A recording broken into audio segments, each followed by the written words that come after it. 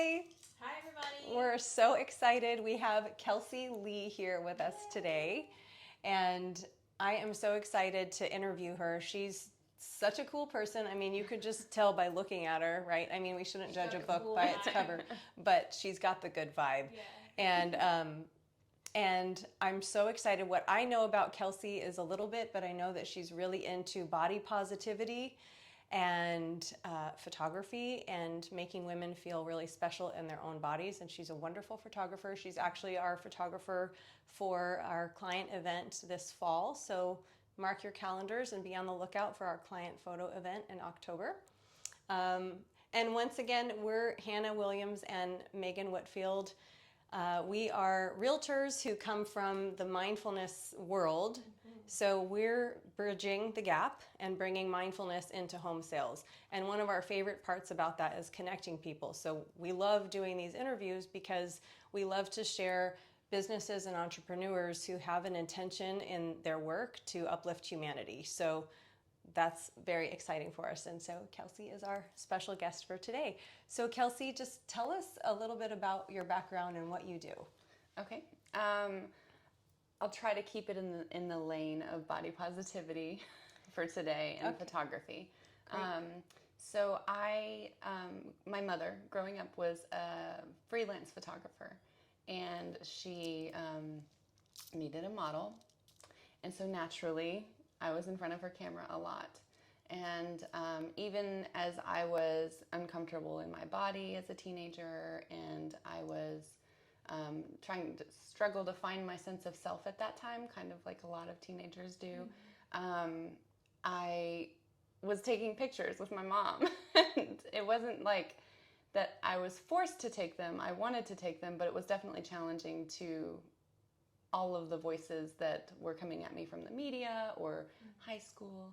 And so at that time, I think that really helped me through and helped me have the confidence to get through those hard times. And I moved 26 times from kindergarten to 26 different schools, from kindergarten to graduation. Wow. And so it was a little bit more challenging than the average story to grab that sense of self. And I just go back to that like seeing myself reflected by my mother in an image is powerful. Yeah. And even looking back on those images of myself now that she's passed, I treasure them even more than I did back then. And so that's kind of got me started with the confidence and being in front of the camera. But when my son was born is when I bought my first professional camera. I wanted good pictures of my son the way that my mom had of me. Yeah. And then I started working with some photographers who also do body positive work and shadowing them, and kind of became self-taught, plus a little bit of mentorship there. And so when putting those two things together, I realized that same reflection experience that I had when I was growing up and facing those challenges, one, applies to me every day. You know, we all take selfies. Okay, I feel myself in this moment. I feel myself in this outfit or whatever it is that we're validating for ourselves in that moment. But having a full portrait from another person's perspective of ways that you don't typically look at a camera reflects back to someone that individuality that they have, and the face that they have when they turns on, in that post-session gallery reveal, or in their even in their session when I show them the back of the camera before edits, and they're just like, that's me. That feeling that they get. Just now I was like chills all over me because I just connect to it so much for them. Gosh, that is beautiful. Yeah, very well said. So many nuggets of goodness in there. So I have a question. Yeah.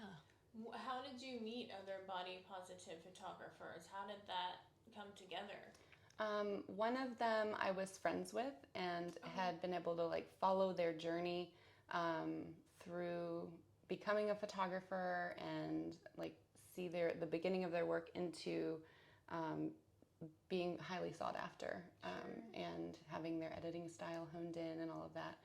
So having a close friend at the time who was going through that, and also was a person who was just getting into body positivity, we kind of grew together along that path. They live in a different state now, but that person was very influential in my journey. And then we'd join Facebook groups or, meet people local, because we're fairly outgoing people. And shoot a client or a model, and then shoot each other, photograph each other, photograph one another, and then just swap photos and encourage each other. And it was really organic. Like, hey, meet me at the lake house, and we're gonna have some fun. Bring your makeup, bring whatever makes you feel comfortable. I love that. It's so important to see, because, I have a 14-year-old who's on TikTok all day long, and just seeing the images that she sees and how she looks at herself. It's scary as a mom now of a teenage daughter, and I just love that you're doing that. And when you see images of people, like I love when they do things on, it's social media stuff, but when they say, here's the photoshopped image and here's the real image, and it's of a beautiful model, and you see, like, everybody's real. Right. Everybody's got real. Everybody's got their real bumps and lumps and textures. And there was a photographer that, when I was a new mom, she started doing a lot of body positivity around the new mama body. And would take a lot of pictures around, feeling and embracing the scars that we have from motherhood. And it was fascinating to me, because I was really having a struggle with what was happening with my body. Like, I really emotional struggle. It's such a transformative transition in life. And it's different for everyone. And some people, you literally cannot tell that they had a child. And some people, their body changes dramatically. And for example, for me, I had stretch marks long before I had kids. And so reconciling that a lot of people felt solace in their belly and in their stretch marks, and how I was like, well, I kind of already had these, And so the journey is different for everyone, but embracing whatever reason that your body is transforming, whatever reason that you're changing as a person, and it's reflecting in your earthly body. It embraces the self, which is something deeper. I'm connected to this body, but I am not this body. So I can celebrate it and play with it and enjoy it, regardless of where I'm at in the space on earth. So beautiful, Kelsi. That's wonderful. I mean, that kind of answers one of our big questions, is what is your big why? And I think you pretty much summed it up, but is there something that we're missing? Like, is there something more to share about why you do this, or what your mission is? I think there's a couple things that are important for me to note. And one is when you teach someone who has a child, or may have children, or have influence in the lives of a child or children, that person being in the sphere of influence of that child, just being there and having that knowledge, their presence in that child's life is going to be influential.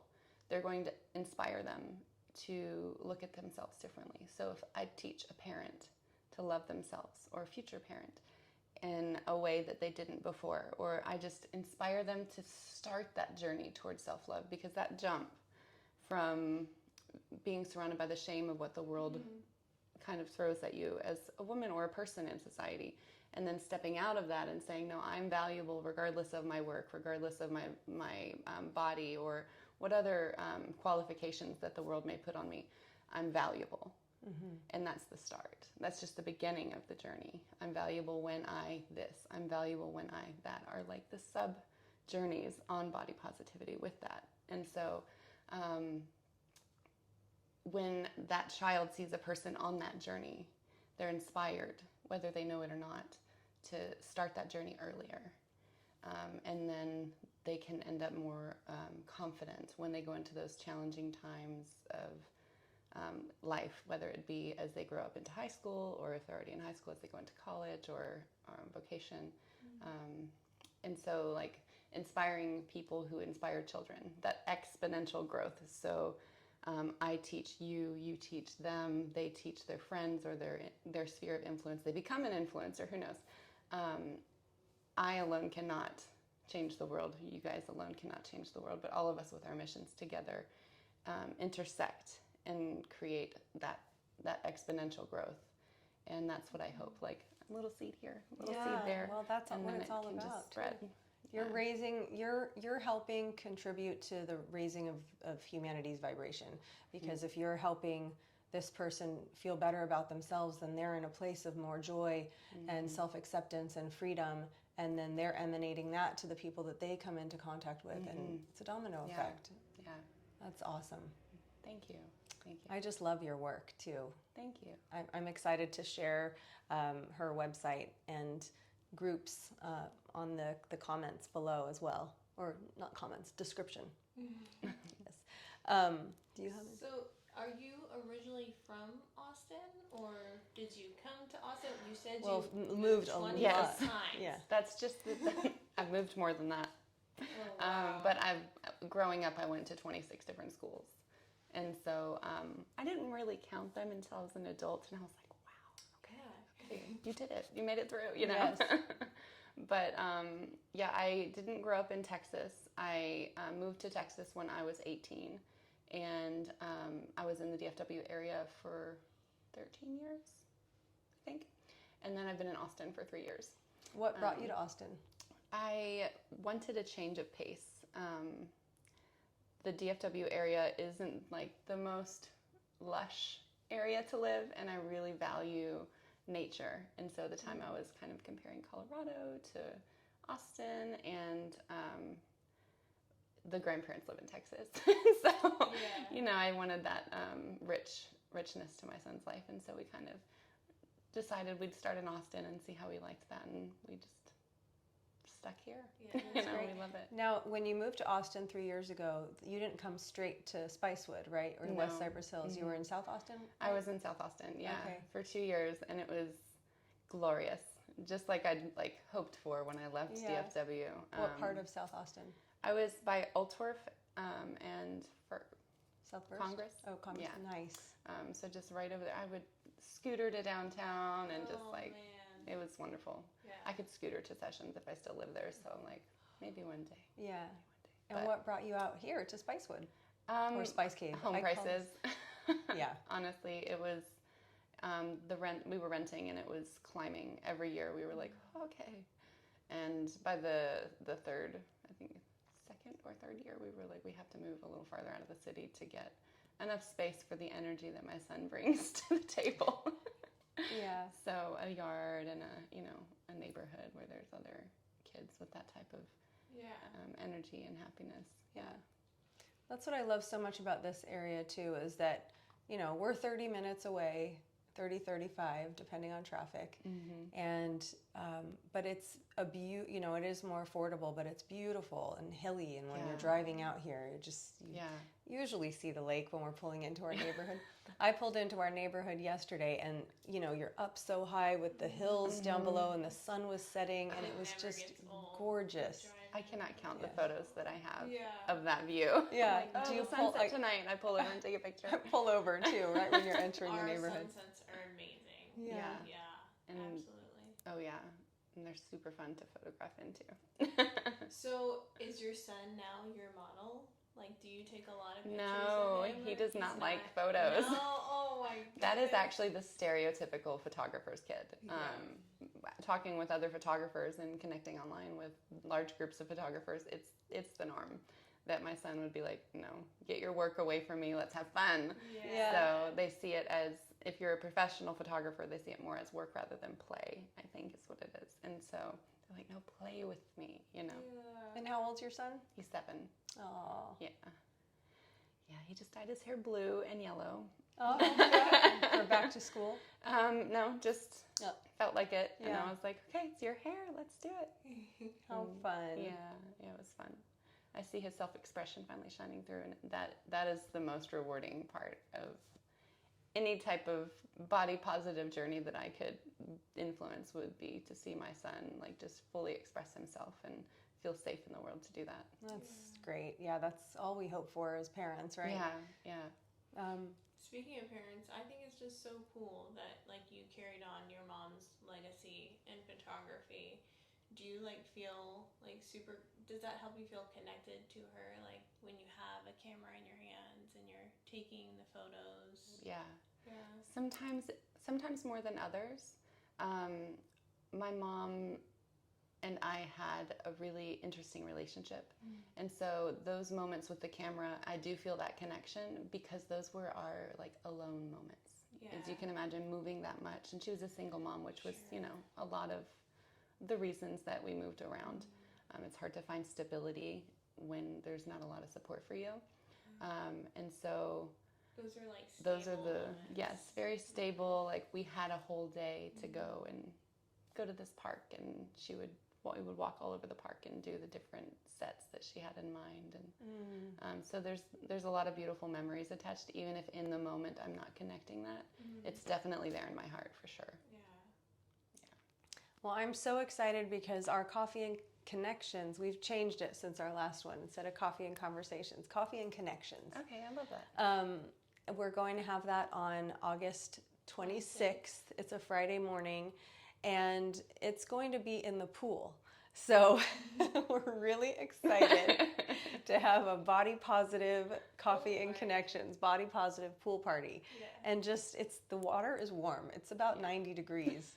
So we'll be fine just sitting there and chatting, you know, and I'm really excited. I think instead of hot coffee, we should maybe have iced coffee. I've noticed throughout the summer, no one's really touching the hot coffee unless I'm just bad at making it. I'm a tea drinker.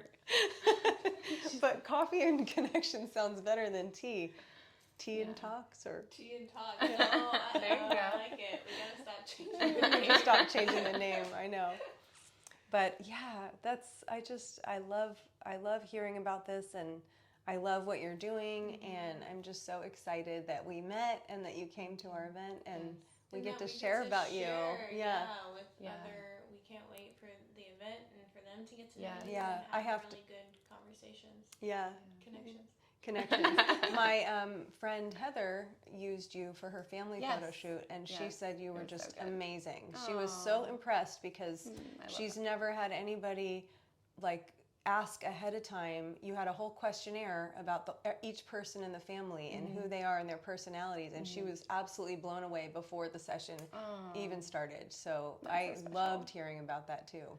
I think when photographing someone, unless you're like me and grew up in front of the camera, it's very vulnerable to be in front of this camera, even now, you know. But if someone is uncomfortable in front of the camera, I need to know that ahead of time. I want to know how they communicate, like as much as I can, about bringing that vulnerability or that vulnerable space to them with respect. And so I've photographed teenagers who aren't comfortable. They're not the selfie, you know, taking, Insta posting teenagers that I would have been. And so coming to them with their individuality in mind is really important to me, whether they be a teenager or maybe someone's grandmother even.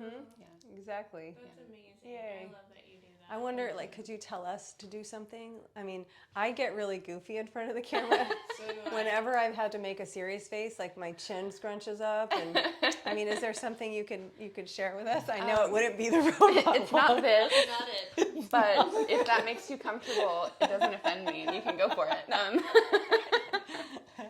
But most of the question that I get when people are in front of the camera, especially with individual sessions, because that's where the most awkwardness happens. Yeah. They don't have somebody else to bounce their energy off of. It's just me. Yeah. If they bring a friend, I'm really grateful, actually, because they feel a little more comfortable with someone with them, especially for Boudoir. And we forgot to mention that she does boudoir. Yes. I mean, that's part of the body positivity, is getting into sexy clothes, right? Yes, and it can be anywhere. You can be fully clothed and it still be boudoir to you. If you are in that place where you don't feel comfortable sharing that with a camera, you can still find sensuality and still be clothed. So I want to note that, because that's another level of comfort. People may want to learn how to get comfortable in front of the camera with a few sessions before they are like, okay, let's take the clothes off, you know? Yeah, So, I love that you said that, because you're right. When you think boudoir, you think lingerie and lace and like not a lot of clothes. But you're totally right. Like silky pajamas or whatever. A sweater and coffee can be really alluring and sensual. Something that is important to me in noting when I mention boudoir is I'm transitioning my verbiage to boudoir/empowerment.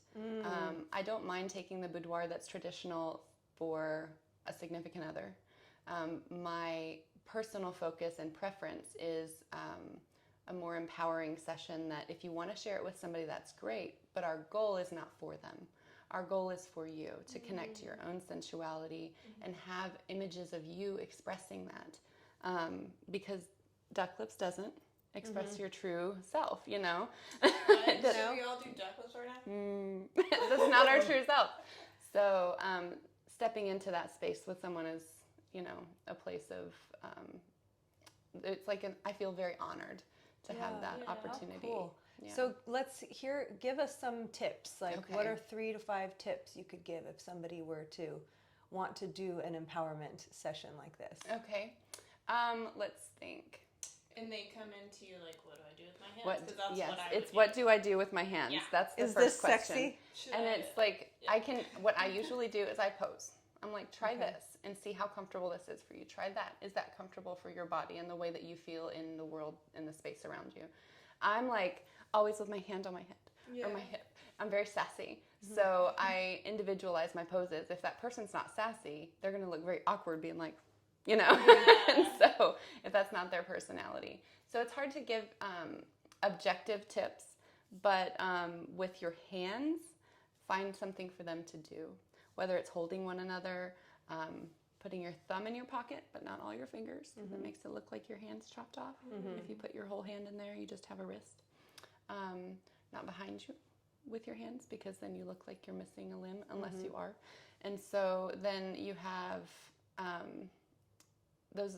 Just don't have them looking like they don't know what to do. Find something for them to do. Right. You kind of step into a place of acting a little bit with your hands, because they're just like, that's where your awkwardness comes out when you're in a photo. So finding a home for them that would be comfortable. If you, like you're naturally sitting here like this. This would be a beautiful portrait. Your hands aren't, you know, framing your face, but they are in a comfortable position that looks like you feel comfortable there. Maybe you would naturally sit this way, or when you're in your studio, you might sit this way. And just letting loose of any expectations for what the camera captures. Every camera captures you differently. No camera will show you what I see when I look at you. It's the way that lenses are built and designed. Some of them will pull more of this portion of your face towards the camera. Some of them will make your face wider. Some of them will make your face less wide. It's like mirrors, yes. too. Yes, it's very different. Each photographer chooses their equipment. And so on top of style choices, it's going to be affected by the camera and lens that they use. And so you'll never see what I see, but I can try. You know what I mean? I can try to show you what I see shining from you. Wow, that's so cool. So figure out what to do with your hands. Yes. I've got that down. She's Figure like, out what to do with your good. hands. Just allow yourself to be in the moment. I mean, it's so funny. The more we talk about this, the more it's just the way of the world. Every area, you know, I'm a musician, so, you know, allowing yourself to be present before you get on stage, allowing yourself to feel like we did before this interview, like our higher selves is coming through us, and we are expressing that in our own unique way. It's like that with everything. It's like that with real estate. It's like that with art. It's like that with cooking. I think it's just like that if we want to do good in the world. So it's interesting, because I should have expected that to come from you, but I didn't, you know. It's just like, wow, it's amazing to see how it connects. Yes. With everything is interwoven. Yes, yes. Another thing that I thought about was preparation. Before you do anything, you prepare for it. And a lot of times, without preparation, someone can come into a very vulnerable space like a photo session or boudoir empowerment session and not have given themselves a moment beyond putting their makeup on, getting their clothes on. Hey, now I have an appointment. I'm going to my appointment. It's very cerebral. And then coming into that space that's creative and sensual and connective, or it's not always sensual. With the boudoir, it is. And then being able to perform, essentially. You kind of need to prepare yourself for that, regardless of whether it's boudoir empowerment or what level of comfort you have with those. Go and get a foot massage. Go and do something for yourself to say, this is the beginning of this experience for me. Even if it's the day before, I'm going to get a massage. I'm going to, whatever makes you feel like you're being taken care of.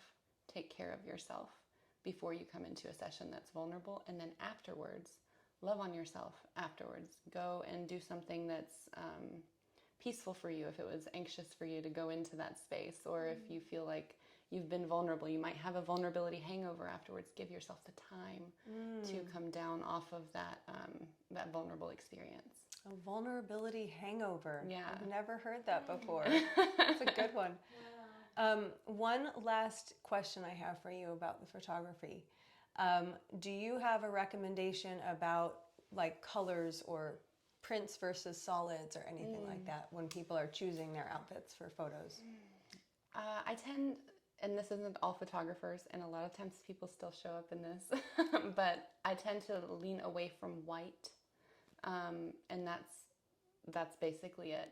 Whites and blacks can be very beautiful if prepared for, and if I'm given ahead of time notice for where I place them in the sun or where I'm going to have the background for them. But whites reflect so much light. Wash out. And it's not as complementary to some skin tones to have white be shining from their self during the photo. It can be done, and if that's, we do weddings, so you can't tell her, right, don't wear white if she wants to. That's her thing. So those are different situations, but standing in the full sun for a photo session, I just say, if you can avoid white, do. And I've said that before, and they come and they have like a beige on, like a cream. And I appreciate it. I appreciate that inch over because it softens the features a little bit. That's awesome. Yeah. Well, I think we've learned so much about you and your mission and empowering women and all people. It sounds like you have a strong urge to empower women, but it doesn't stop at women. It's definitely children and it's men, and it's just finding everybody's uniqueness inside and self-love. And I love that. I've done male boudoir. It's fun. It's fun because it's challenging, especially if this person is like, I'm doing this because I know I need to, or I feel like I should, and it's uncomfortable for them, trying to allow themselves to tap into a more sensual self in front of someone. I just had like the best idea. I think we need a West Cypress Hills male calendar. Oh my gosh. Would that be hilarious? We'll work on planning that. Yeah. Megan, you can have that one Taking out. a poll. Megan, you can have that one up. Yes, I have the idea and I pass it to you. Also, though, as a queer person, I feel like there's a bit of a beacon for what I do here in this area. In Austin proper, there's plenty of photographers. You assume that the photographer is going to be queer friendly, but as you come out into the country, a little less acceptance in this area, to be frank. And so it's nice to know when families book me and they have a child that is queer, or they themselves are a queer family and they live in this area. I feel very excited to be able to be like a hometown photographer for them. They don't have to drive 45 minutes to an hour to find someone that they feel safe with their family. So that's been a fun experience out here too. Well, we're Spicewood's just west of weird, right? Yes. Yeah. So we're a little bit weird. Yeah. Awesome. Well, Kelsi, thank you so much for being here and for being a part of our series as we get started. This is episode number 7 for us. So we're super excited and we can't wait to have you at the end of the month. Yes, come hang out with us. Again, it's Friday, August 26th. It'll be from 10 to 12. We'll be sending out an invite soon, but come get to know Kelsi a little bit more. Yes, and if you're not on the mailing list or you'd like to find out about the events, our info will be in the description, not the comments. Bye, guys. Thank you so much for having me. Have a good one. Thank you. Bye.